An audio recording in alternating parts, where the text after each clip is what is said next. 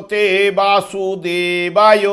ফাল্গুনে রঙেরও খেলা, চিত্তে ওঠে রোল, গোকুলহীন বৃন্দাবনে কে খেলিবে দোল। আজকের বিষয়টি গুরুত্বপূর্ণ হতে চলেছে কন্যা রাশি বা কন্যা লগ্নের জাতক জাতিকাদের ক্ষেত্রে।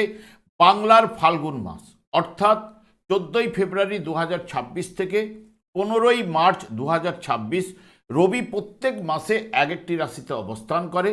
তাই এই ফাল্গুন মাসে রবি কুম্ভ রাশিতে অবস্থান করতে চলেছে। তাই কন্যা রাশি বা কন্যা লগ্নের জাতক জাতিকারা আপনারা কেমন ফল পেতে চলেছেন তা আমি আচার্য কমল শাস্ত্রী আপনাদের কাছে এই ভিডিওতে বিস্তারিতভাবে আলোচনা করব। আমার প্রিয় দর্শক বন্ধুকে আমার আন্তরিক অভিনন্দন, শুভেচ্ছা ও ভালোবাসা জানাই। আমি আশা করি অনাদির আদি গোবিন্দের অশেষ করুণায় আপনারা সকলেই কুশল আছেন। আমি কারো ব্যক্তিগত জন্মছক বা ন্যাটাল চার্ট নিয়ে বিচার বিশ্লেষণ করছি না। ঠিক ফাল্গুন মাসের গ্রহ সন্নিবেশের মাধ্যমে একটি ছক প্রস্তুত করে তারপরে বিচার এবং ফলাদেশ করব, সেটিই হবে আপনাদের ফাল্গুন মাসের গাইডলাইন। এরপরেই আমি চলে আসছি। দেখুন, কন্যা রাশিটি রাশিচক্রের ষষ্ঠতম রাশি এবং এই রাশির অধিপতি গ্রহ বুধ, এবং এই রাশির ক্ষেত্রে শনি এবং শুক্র শুভকারক গ্রহ, রবি মিত্রকারক গ্রহ, এবং এই রাশির ক্ষেত্রে চন্দ্র, মঙ্গল এবং বৃহস্পতি অশুভকারক গ্রহ।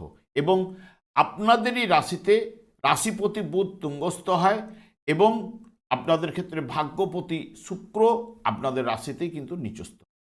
আমি আচার্য কমল শাস্ত্রী প্রত্যেক বুধবার এবং শুক্রবার সন্ধে 8:30 এই ইউটিউব চ্যানেলে লাইভ অনুষ্ঠান নিয়ে উপস্থিত হই।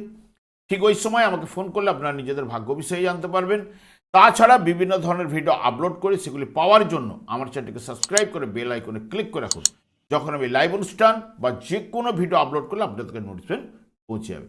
দেখুন, যেহেতু রাশিচক্রের একাদশভাবে ঠিক রবির অবস্থান এবং আপনাদের ক্ষেত্রে ষষ্ঠভাবে রবি কিন্তু কুম্ভ রাশিতে অবস্থান করবে।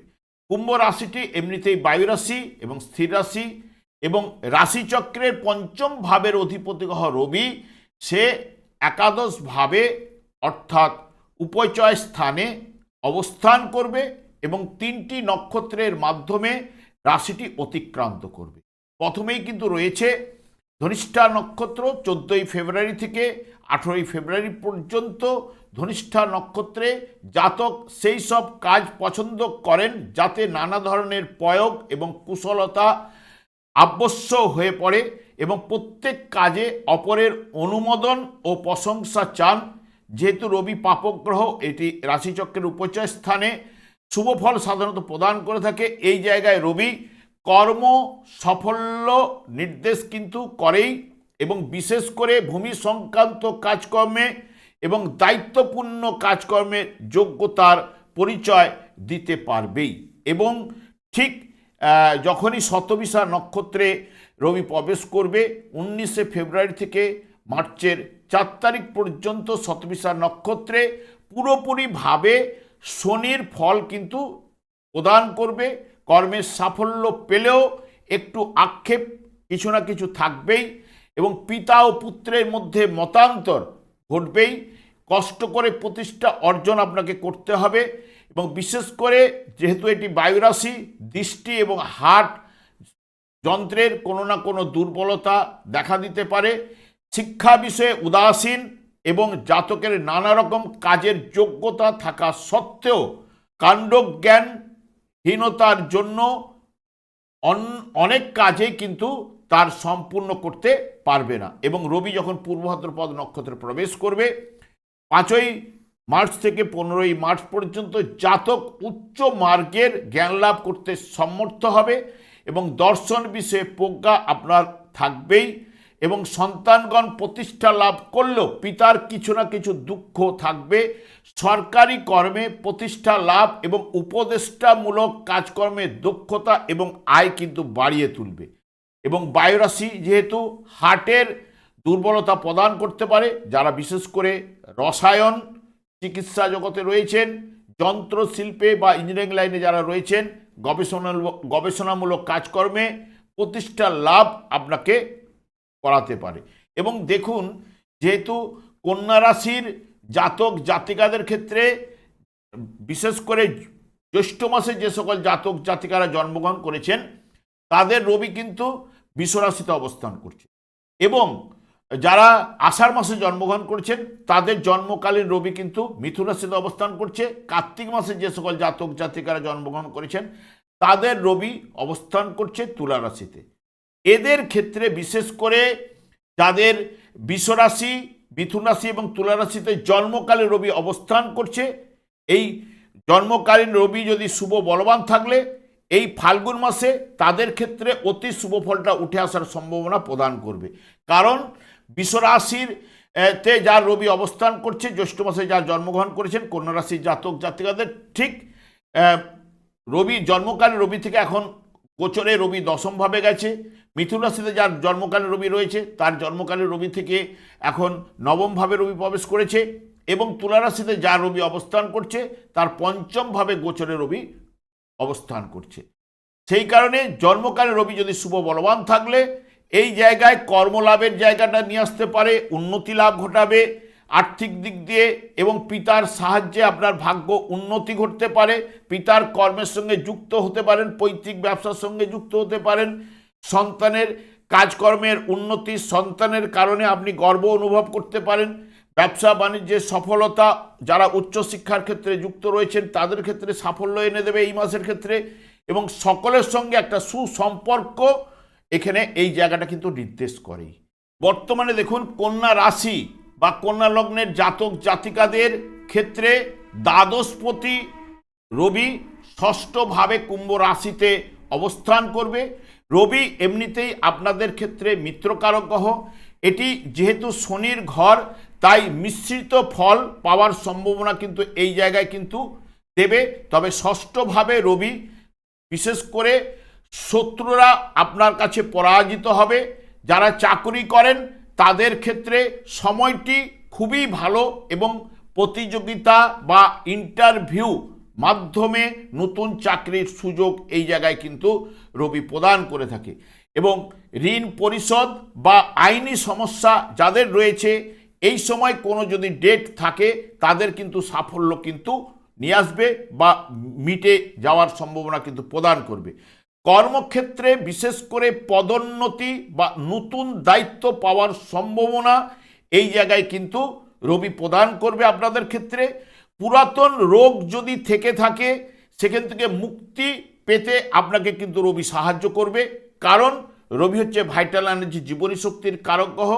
পুরাতন জটিল রোগের সম্ভাবনা অনেক সময় বিশেষ করে রবি মুক্ত করে এবং তবে পেটের সমস্যা বা হজমের সমস্যা কিন্তু প্রদান করতে পারে।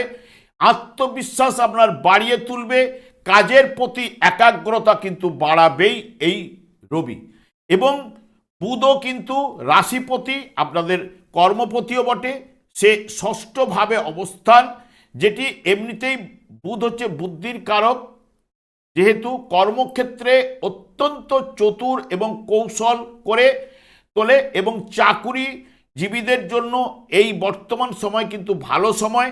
বিশেষ করে যারা পরামর্শদাতা হিসেবে কাজকর্মের সঙ্গে যুক্ত তারা কিন্তু বর্তমানে ভালো ফল কিন্তু পাবেন এবং এই সময়ে আপনি ঋণ যদি থেকে থাকে কিছুটা হলেও ঋণ পরিশোধ করার জায়গাটা উঠে আসবে এবং সহকর্মীদের সঙ্গে কথাবার্তা বলার সময় আপনাকে কিন্তু সতর্ক থাকতে হবে এবং 27শে ফেব্রুয়ারি বুধ কিন্তু বক্রতার মাধ্যমে অবস্থান করবে। তখন যাবতীয় কাগজ কর্মে সই সাবুত করতে গেলে আগে ভালো করে পড়ে নিয়ে সই সাবুত করা উচিত এবং আর্থিক লেনদেনের ক্ষেত্রে আপনাকে সতর্কতা অবলম্বন এবং কিছু কিছু কথাবার্তাও কিন্তু আপনাকে সতর্কতা অবলম্বন করতেই হবে। এবং মঙ্গলও আপনাদের ক্ষেত্রে পঞ্চমভাবে তুঙ্গস্থ অবস্থায় 23শে ফেব্রুয়ারি পর্যন্ত অবস্থান করবে, যে কিনা আপনাদের তৃতীয় এবং অষ্টম ভাবের অধিপতি গ্রহ।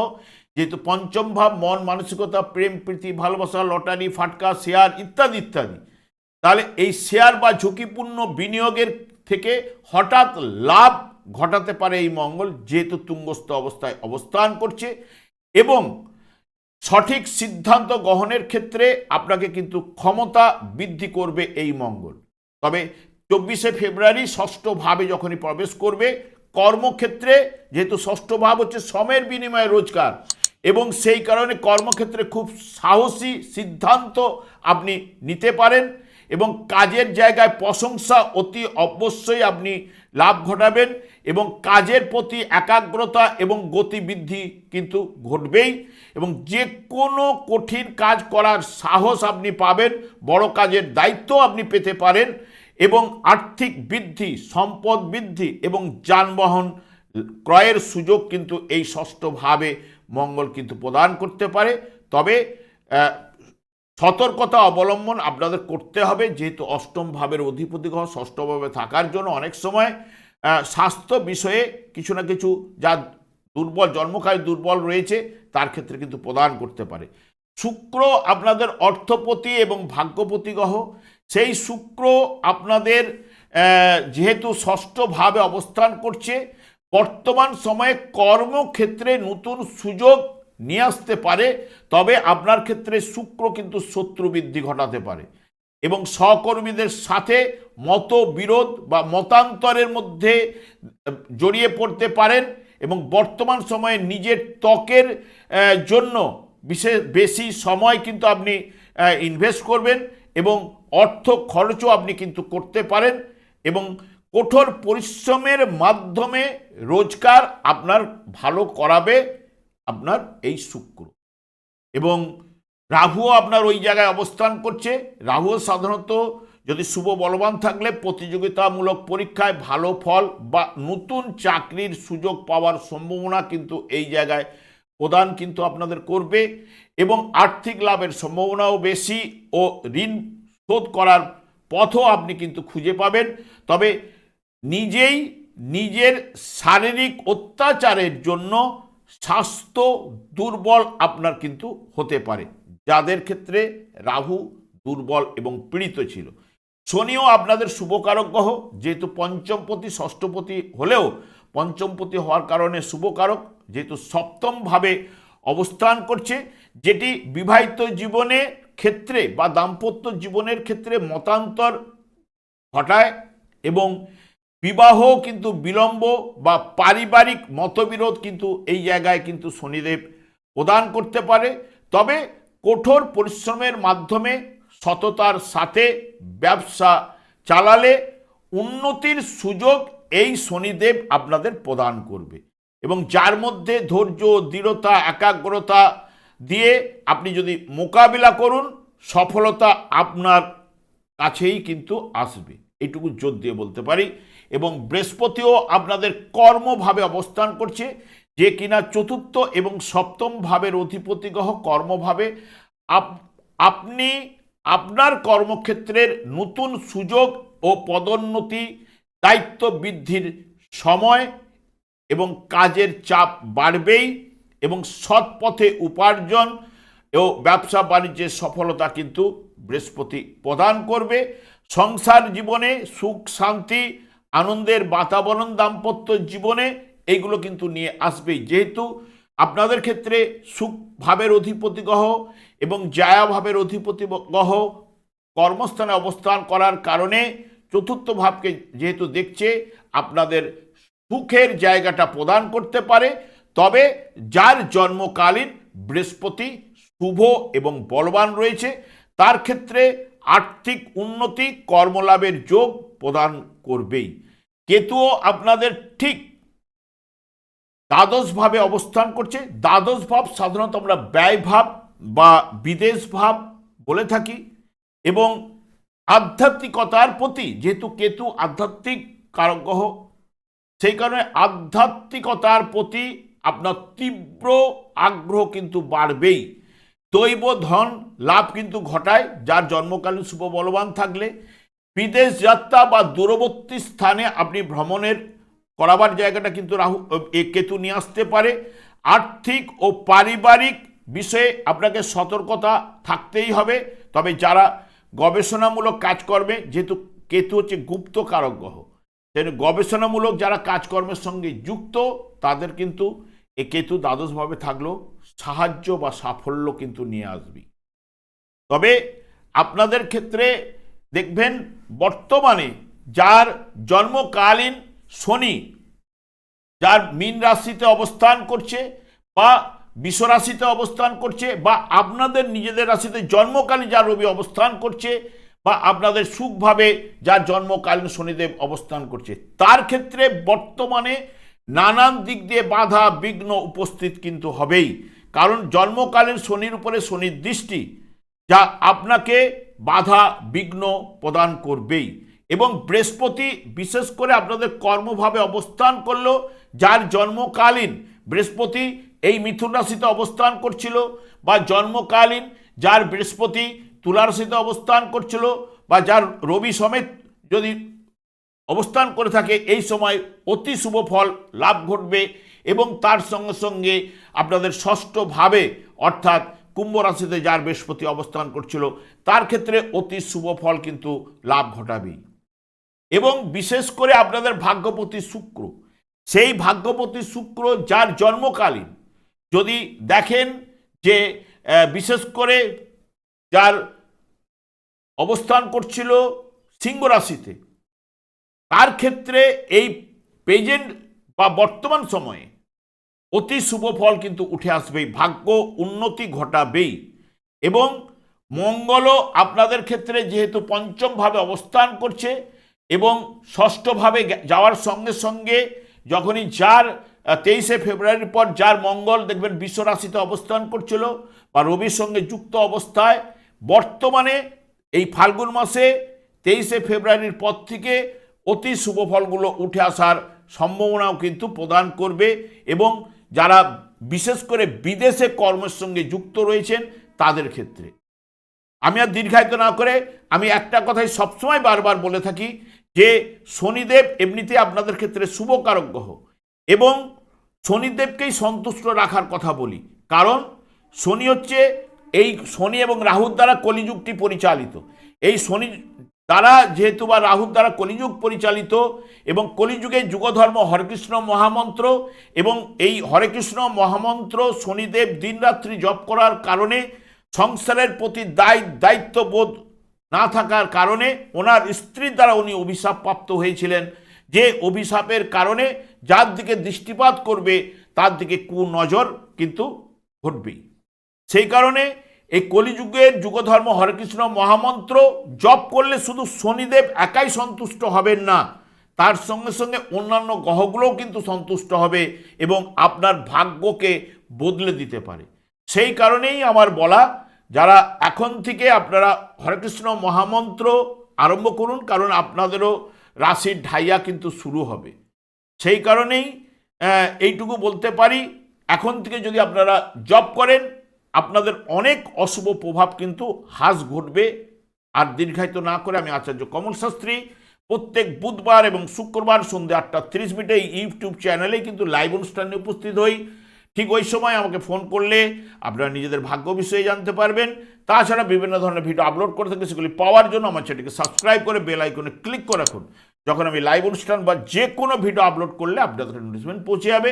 আমি অনাদি আদি গোবিন্দের কাছে প্রার্থনা করি আপনারা ভালো থাকুন, সুস্থ থাকুন, আনন্দ থাকুন। আজ এই পর্যন্ত, পরে ভিডিও দেখা হচ্ছে। নমস্কার।